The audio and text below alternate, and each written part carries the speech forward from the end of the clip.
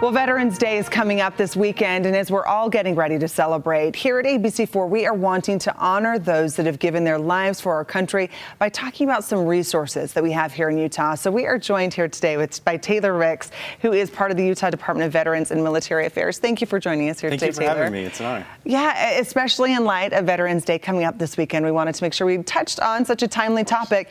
Tell us first off, what are the goals of the Utah Department of Veterans and Military Affairs? Yeah, thank you. So first of all, this time of year, the first thing we like to say is from the state of Utah, from the governor, from Veterans and Military Affairs, our department, thank you to all the veterans out there.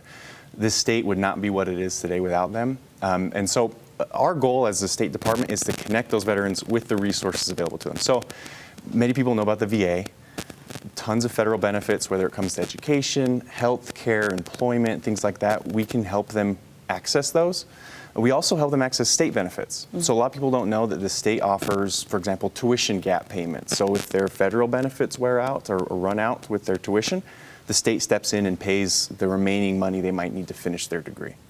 There's also first-time homebuyer grants for the state of Utah for veterans that are recently transitioned out of service, wanting to buy a house here in Utah. So things like that, and all of that can be found at veterans.utah.gov.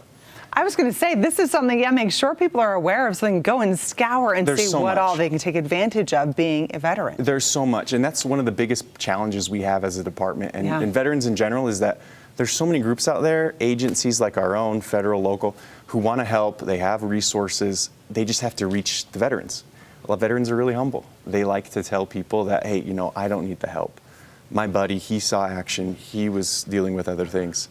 That is for them. Yeah, they're not out searching for that. They'll hold back. And we want to say, no, you deserve it. There's so many things. Come talk to us. We can help you connect. Okay, so for veterans listening now, or if you know a veteran who is like this, just so humble that they won't reach out for these resources and take advantage of them, let's help spread the word. Tell us, what impact do our veterans have on the state? Yeah, so Utah is a very patriotic state.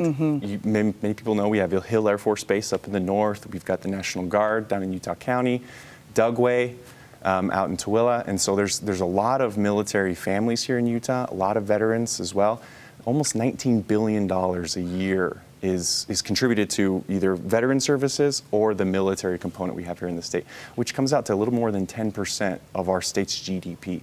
So thinking about that, they make a huge impact, and that's out of uniform as well. And so we want to acknowledge that after they serve, veterans, what they contribute to their local community, even to their own families, to our state, it's immeasurable. It really is. I had no idea the number was so high. Yeah, yes, incredible. Indeed, the impact is huge. So there's a certain challenge from the governor aimed for our veterans. Talk to us about that. Yeah, so this is the governor's challenge, governor's and mayor's challenge to prevent suicide amongst military members and veterans and their families. So it's a nationwide project. Every state and territory is involved at this point.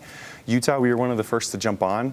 Under Governor Cox, he wanted to be part of this. Essentially, it's a project where every state brings together teams from Health and Human Services, Veteran Services, VA, nonprofits, to try to find solutions for the mental health and suicide problem that we see in our veteran community. So it's identifying those veterans that have the problem, connecting them to resources, and then offering resources when it comes to lethal means safety. So gun safes, different ways to lock up medication, things that can be dangerous in those moments where you're in a crisis. And probably another situation, again, where you don't necessarily reach out for help because, hey, I can handle this. Yeah. But again, a resource so important that we have, and that they're aware of that. To add to that, just launched this morning with Live on Utah, is, the state's suicide prevention. They just launched an online playbook or resource guide aimed specifically at military members and their families.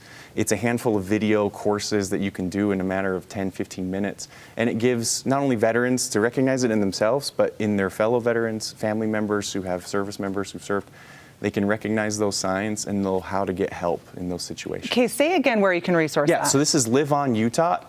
This playbook is actually on their Instagram account. So if you go to Instagram and you search Live on Utah, you'll see their military-specific playbook. And you literally just watch these videos. It has great insight from veterans who have suffered from some mental health challenges and have overcome. and then also resource providers as well. Oh, that's so great. Kate, before we head out, make sure that we make it clear where people can get all of this information. If they're just tapping into the interview now, we'll have this on abc4.com for those, but where should people go for more information? Veterans.utah.gov is the hub. We try to connect all resources, federal, local, everything into one place. So it's a one-stop shop. You can find what you need, and we can help connect you. Okay, Taylor Ricks with the Utah Department of Veterans and Military Affairs. We thank you for your time here today. Thank you. Thank you for taking care of our veterans. We really appreciate that. And thank you to all of our veterans out there once again. All right.